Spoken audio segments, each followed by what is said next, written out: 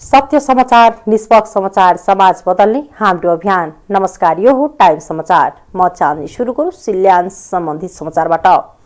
मध्य प्रदेशका मुख्यमन्त्री लालबाबु राउतले पर्सामा नमुना विद्यालय अन्तर्गत 4 कोठे भवनको निर्माणको शिलान्यास गरेका छन्।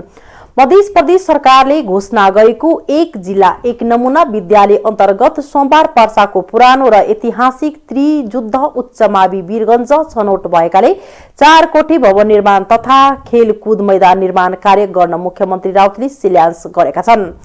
शिलान्यास पश्चात बोल्दै मुख्यमन्त्री राउतले प्रदेश सरकारबाट निर्णय भएका वीरगञ्ज प्राविधिक विश्वविद्यालय, त्रियुद्ध विद्यालय स्थापना गरी कार्यालय लगायतका अन्य कार्यक्रमहरू सञ्चालन गर्ने बताए। मुख्यमन्त्री राउतले प्रथम चरणमा 8-10 करोड बजेट विनियोजन गरी प्राविधिक विश्वविद्यालयको कार्यक्रमहरू यसै वर्षदेखि सञ्चालन हुने बताए।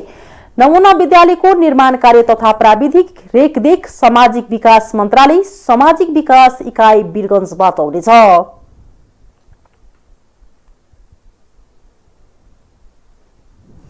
नेपाली कांग्रेस धनुषाको सभापतिमा शेखर कोइराला समूहले दिनेश प्रसाद प्रसौलालाई आफ्नो उम्मेद्वारको रूपमा अगाडि बढाएको छ। सोमबार जनकपुरधाममा पत्रकार सम्मेलनको आयोजना गर्दै कांग्रेसका केन्द्रीय महामन्त्री बद्री पाण्डेले प्रसौलाको नाम सभापतिको लागि घोषणा गरेका हुन्। सह महामन्त्री पाण्डेले जिल्ला अधिवेशनमा आफूहरू जित्ने बताए। उनले भने केन्द्रीय अधिवेशनमा इतर पक्षमा 40% मत आएको थियो। अहिले देउबा पक्ष आफै विभाजित रहेकाले हाम्रो जित पक्का हुन्छ। इतर समूहबाट उम्मेद्वार बनेका प्रसौला पूर्व सांसद हुन्। सभापतिको उम्मेद्वार बनेका प्रसौलाले आफू सभापति जिल्लाको सबै निर्वाचन क्षेत्रमा कांग्रेसलाई विजयी बनाउने बताए। उनले 4 वटै निर्वाचन क्षेत्रमा कांग्रेसका उम्मेद्वारलाई विजयी बनाउन नक्सै आफू पदबाट नै राजीनामा दिने समेत बताए। यसअघि पार्टीका केन्द्रीय सभापति तथा प्रधानमन्त्री शेरबहादुर देउवा, समूहबाट दीपक यादव र विमलेन्द्र निधिको समूहबाट श्रीश्वर नाथ नगरपालिकाका मेयर योगेन्द्र पजियार उम्मेद्वार बनेका छन्। धनुषामा फागुन 15 गते कांग्रेसको जिल्ला अधिवेशन हुँदैछ। मतौरीमा श्रीमतीको हत्या गरेको आरोपमा प्रहरीले श्रीमान सहित 2 जनालाई पक्राउ गरेको छ। जिल्ला प्रहरी कार्यालय मतौरीले श्रीमतीको हत्या गरेको आरोपमा भारत सीतामढी ग्राम पञ्चायत भन्सार मोघा 7 अनरवान गाउँका 37 वर्षीय अजय महतो कोइरी र सर्लाही मलङ्गवा नगरपालिका 9 का 34 वर्षीय प्रमोद राउतलाई पक्राउ गरेको हो।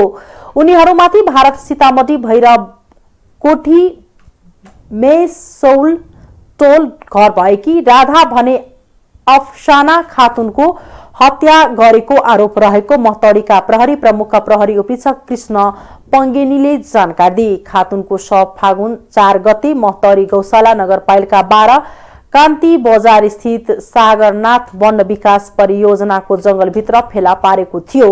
मृतक अन्दाजी 27 वर्षीय महिला गर्भवती थिइन्। घटना बारे थप अनुसन्धान भइरहेको प्रहरीले मतौरी प्रहरीले जनाएको छ। नेकपा माओवादी र एकीकृत समाजवादी संघको सम्मतिमै सरकारले संसदमा एमसीसी टेबल गरे पनि दुवै दलले दोहोरो चरित्र प्रदर्शन गरेका छन्। हिजो संसदमा एमसीसी टेबल भइरहँदा दुवै दलका एक थरी सांसदले उठेर विरोध गरे भने अर्का थरीले बसेर समर्थन गरे। दुवै दलका शीर्ष नेताहरूले एमसीसी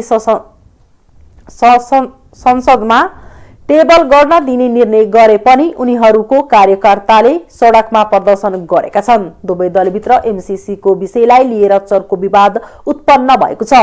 सत्ता गठबन्धन जोगाएर सरकारमा रहिरहनका लागि दुवै अध्यक्ष एमसीसीमा लचिलो बनेको भन्दै कार्यकर्ता पंक्तिबाट चर्को आलोचना भइरहेको छ। शीर्ष नेतृत्वले एमसीसी संसदमा टेबल गर्न सहमति पनि जनाउने अनि संसद र सडकबाट विरोध पनि जनाउने, दोहोरो चरित्र प्रदर्शन नगर्न दुवै दलमाथि दबाव बढेको छ। प्रमुख सत्तारूढ दल कांग्रेस सुरुदेखि नै एमसीसी को पक्षमा रहँदै आएको छ।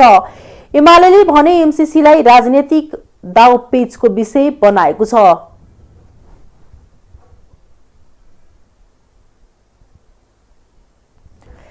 एमाले नेताहरूले एमसीसी को सन्दर्भमा सरकार र गठबन्धनको धारणा आएपछि आफ्नो धारणा सार्वजनिक गर्ने बताउँदै आएका छन्। केपी शर्मा ओली नेतृत्वको तत्कालीन सरकारका अर्थमन्त्री डाक्टर युवराज खतिवड़ाले 2076 मा एमसीसी संसदमा दर्ता गराउनु भएको थियो।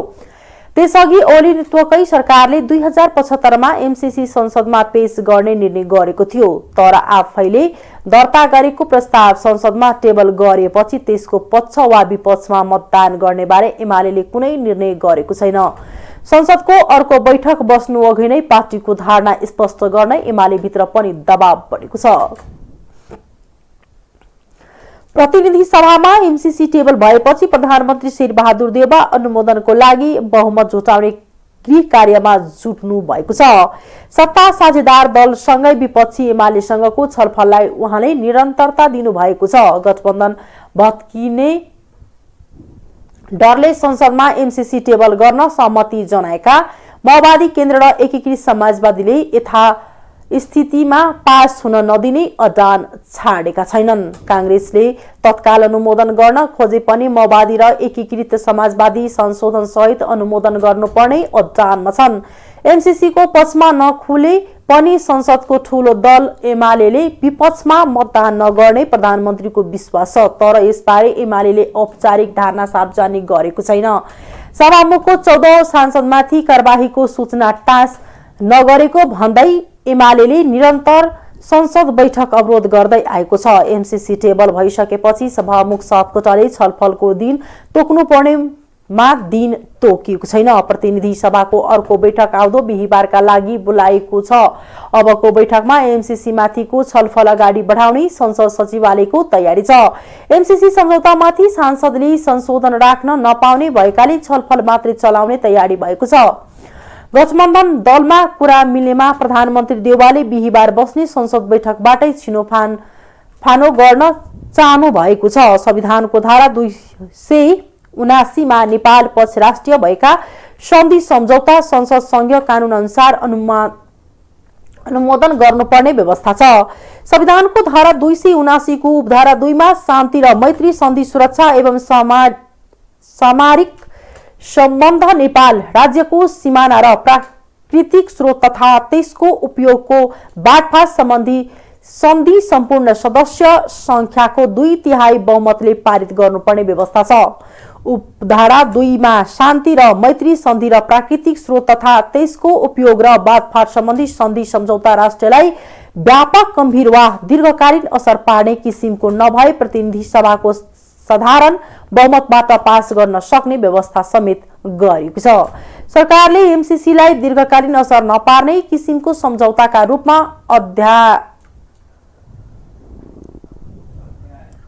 अध्याय संविधान अनुसार प्रतिनिधि सभाको सामान्य बहुमतले पास गर्ने तयारी गरेको छ। माओवादी केन्द्र र एकीकृत समाजवादीले बैठक बहिष्कार गरेको तथा एमालेको नाराबाजी चालू रहेको अवस्थामा सभामुखले निर्णयार्थ पेश गरेर ध्वनि मतबाट पारित भएको घोषणा हुन सक्छ। एमालेले यसअघि जस्तै नाराबाजीमा मात्रै सीमित हुन्छ कि विपक्षमा भोट हाल्छ कि भने निश्चित छैन। एमालेले विपक्षमा मत नदिएर नाराबाजी मात्रै गर्यो भने माओवादी केन्द्र एकीकृत समाजवादीले बहिष्कार गरेको अवस्थामा पनि एमसीसी पारित हुन्छ। प्रतिनिधि सभा बैठकमा कम्तीमा 69 जना सांसद उपस्थित भए भने 35 जनाले पक्षमा मतदान गर्दा सम्झौता अनुमोदन हुनेछ। नेकपा एकीकृत समाजवादीले सचिवालय बैठक बोलाएको छ। अहिले केही बेरमा सचिवालय बैठक बस्ने प्रवक्ता जगन्नाथ खतिवड़ाले बताए। शनिबार बसेको स्थायी कमिटी बैठकले एमसीसी बारे निर्णय लिने अधिकार सचिवालय बैठकलाई दिएको छ। एकीकृत समाजवादीले एमसीसी संसदमा पेश दिएको छ, तर सम्मानित नेता जलनाथ खनालले एमसीसी पेश गरिएकोमा संसदमै उभिएर विरोध जनाएका थिए। सोमबारको प्रतिनिधि सभामा एमसीसी पेश भएपछि एकीकृत समाजवादीले सचिवालय बैठक बोलाएको छ। विपक्षी दल नेकपा एमाले 10 दिनभित्र विभागहरू गठन गरिसक्ने भएको छ। महासचिव शंकर पोखरेलको उपस्थितिमा बसेको विभागीय प्रमुखहरूको बैठकले तत्काललाई 9 सदस्यीय विभाग गठन गर्ने निर्णय गरेको हो। 10औं राष्ट्रिय महाधिवेशन पछि केन्द्रीय नेताहरूलाई प्रमुख तोके पनि विभाग गठन हुन सकेको छैन। एमाले 33 केन्द्रीय विभागमा सचिव समेत चयन गर्नेछ। तत्काललाई 9 सदस्यीय विभाग गठन हुनेछ। पछि 35 सदस्य बनाउने निर्णय भएको छ, पार्वत गुरुङले भने। काठमाडौँ उपत्यकामा अहिले सामान्य रूपमा गाडी चलिरहेको छ। हिजो तनावग्रस्त बनेको नयाँ बानेश्वर क्षेत्र आज शान्त छ। आज सडक र गाडीमा असर पर्ने खालका कुनै गतिविधिबारे जानकारी नआएको प्रहरीले जनाएको छ। आज संसद बैठक नभएकाले दलहरूले बानेश्वर क्षेत्रमा प्रदर्शन गर्न कार्यक्रम राखेका छैनन्। हिजो संसद बैठकमा अमेरिकी सहयोग परियोजना एमसीसी सम्झौता टेबल हुँदा नयाँ बानेश्वर सडक आसन्त बनेको थियो। सत्तारूढ नेकपा माओवादी केन्द्र र एकीकृत समाजवादी पार्टीका कार्यकर्ताहरू नै एमसीसी पेश गरेको विरोधमा प्रदर्शनमा उत्रिएका थिए। प्रदर्शनकारी उग्र बन्दा र प्रहरीले पनि बल प्रयोग गर्दा हिजो संसद भवन अगाडिको सडक तनावग्रस्त बनेको थियो। प्रहरीले स्थितिलाई नियन्त्रणमा लिन आँसु ग्यास पानीको फोहरा प्रहार गरेको थियो। आर्थिक समाचार।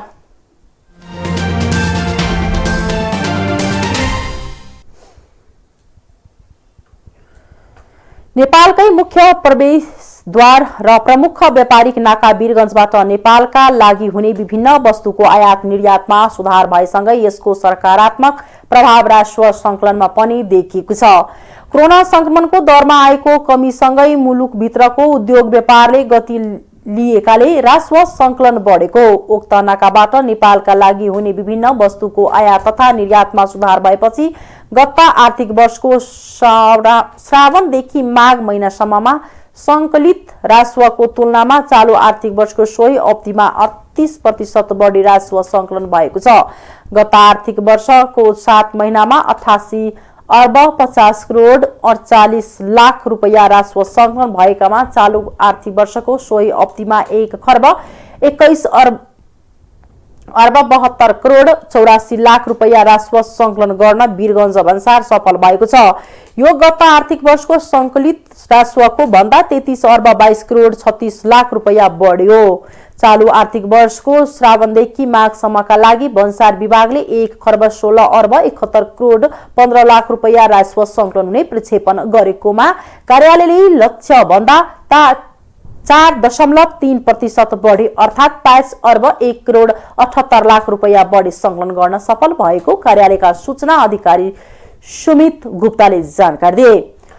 सवारी साधनको आयातबाट सङ्कलित राजस्वमा 23.21% र इन्धनको आयातमा 37.91% बढी राजस्व सङ्कलन भएको भन्सार कार्यालयले बताएको छ। सरकारी ऋण 17 खर्ब 28 नागेको छ। पुष मसानसम्म कुल सरकारी ऋण 17 खर्ब 28 अर्ब 93 करोड पुगेको हो।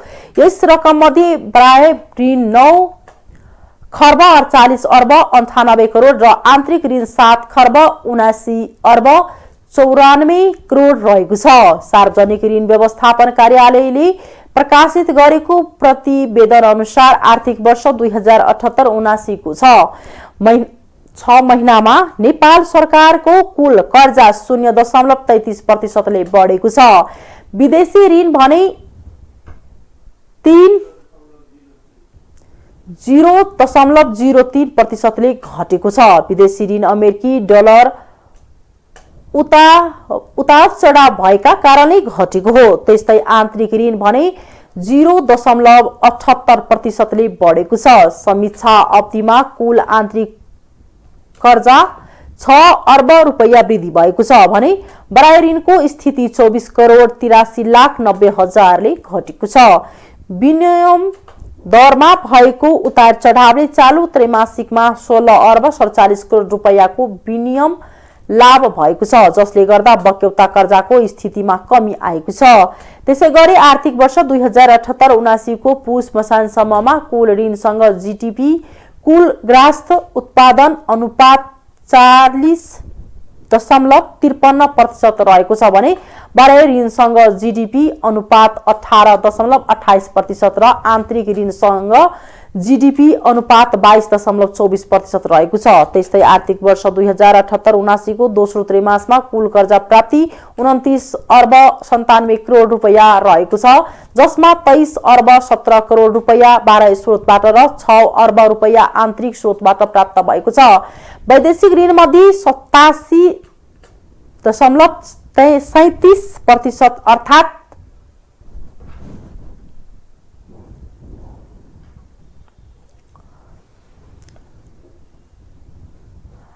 20 अर्ब 24 करोड रुपैयाँ बहुपक्षीय स्रोतबाट र बाँकी 12.63% अर्थात् 2.92% द्विपक्षीय स्रोतबाट प्राप्त भएको छ।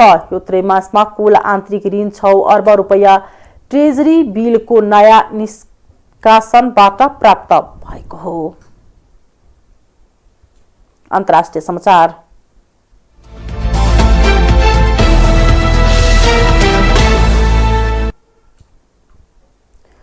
रूस र युक्रेन बीच तनाव बढ्दै गएपछि भारतले त्यहाँ रहेका आफ्ना नागरिकका लागि एडभाइजरी जारी गरेको छ। युक्रेनमा असुरक्षा बढेका भन्दै भारतले आफ्ना नागरिकलाई युक्रेन छोड्न भनेको छ। युक्रेनमा बस्नै पर्ने बाध्यता नभएकाहरूलाई त्यहाँबाट फर्किन भारतको आग्रह छ। युक्रेनमा झण्डै 20,000 भारतीय नागरिक रहेका अनुमान छ। यसमध्ये सबैभन्दा धेरै विद्यार्थीहरू रहेका भारतीय सञ्चार माध्यमले जनाएका छन्। यसैबीच रूस र बेलारुसले युक्रेनको सीमा क्षेत्रमा साझा सैन्य अभ्यासको अवधि बढाउने घोषणा गरेका छन्। यसले रुसपछि हट्ने संकेत नदेखिएको विश्लेषण गरेको छ। युक्रेनको विषयलाई लिएर अमेरिका लगायत पश्चिम देशहरूसँग रुसको टकराव बढ्दै गएको छ। उनीहरूले रुसले युक्रेनमाथि आक्रमण गर्ने तयारी गरेको आरोप लगाउँदै आएका छन् भने रुसले यो आरोपको खण्डन गर्दै आएको छ। यसैबीच पश्चिमी देशले युक्रेनमाथि हतियार सहित सहायता सामग्री पठाउन थालेको छ। जापानमा तीव्र हावाहुरी र भारी हिमपातका कारण रेल तथा हवाई सेवा अवरुद्ध भएको छ। जापानका सञ्चार माध्यमहरूले उल्लेख गरे अनुसार सोमबार होक्काइडोमा हावाहुरी र भारी हिमपातका कारण 683 रेल तथा 136 उडान रद्द गरेको छ। न्यू चिटोज एयरपोर्टमा अवतरण गर्ने र उडान भर्ने तयारीमा रहेका तथा स्थानीय उडान पनि रद्द भएको एनएचकेले उल्लेख गरेको छ। निम्नचापे क्षेत्रमा कम तापमानका कारण देशको उत्तरी भागमा चर्को हावासँग भारी हिमपात भएको मौसम विभागले जनाएको छ। होक्काइडोमा सोमबार बिहान 138 फिट प्रति सेकेन्डको हावाको गति मापन गरेको थियो। 3 घण्टामा सो क्षेत्रमा 9 इन्चसम्म हिउँ परेको थियो। सो टापुको राजधानी सापौरो सहर लगायत धेरै क्षेत्रमा 38 इन्चसम्म हिमपात भएको थियो। त्यहाँका सञ्चार माध्यमहरूका अनुसार अबको 24 घण्टामा जापानका उत्तरी र उत्तर पूर्वी क्षेत्रमा 19 देखि 27 इन्चसम्मको हिमपात हुन सक्ने बताएका छन्। खेलकुद समाचार।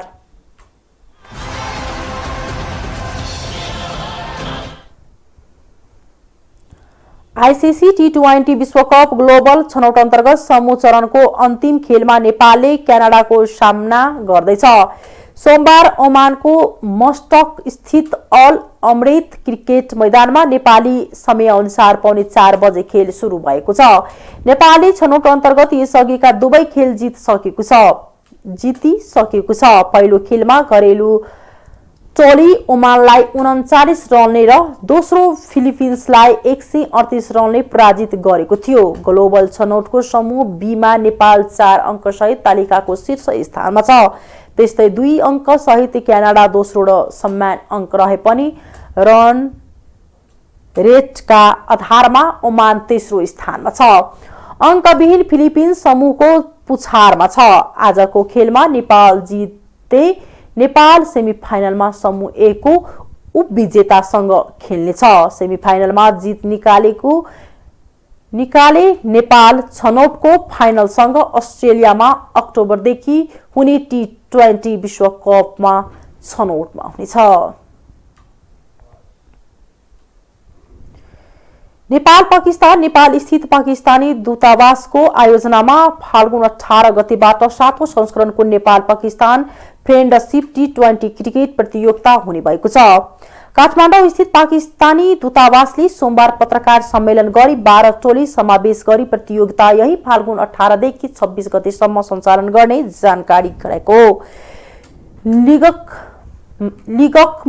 नकआउटका आधारमा खेलाइने प्रतियोगितामा आयोजकले सहभागी 12 टोलीलाई 4 समूह विभाजन गरी सञ्चालन गर्ने जनाएको छ।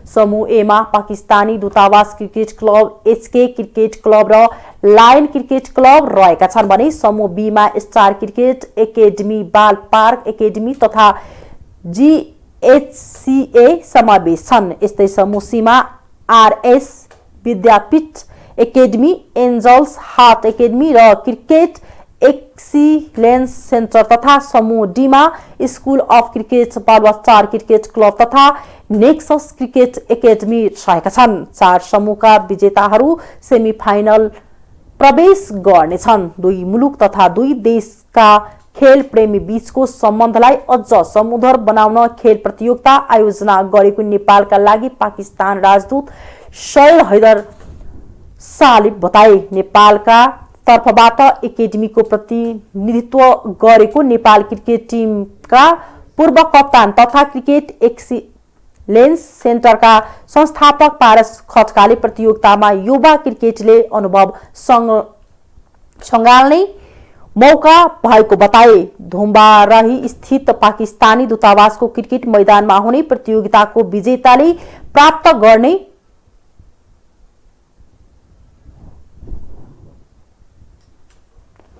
गरिएको थियो। 9 दिन सञ्चालन हुने प्रतियोगिताको उद्घाटन खेलमा पाकिस्तान दूतावासको टिमले एच क्रिकेट क्लब विरुद्ध खेल्ने तालिका रहेको छ। हस्, अहिलेको लागि टाइम समाचार यति नै। हेर्दै गर्नुहोला टाइम्स टेलिभिजन। नमस्कार।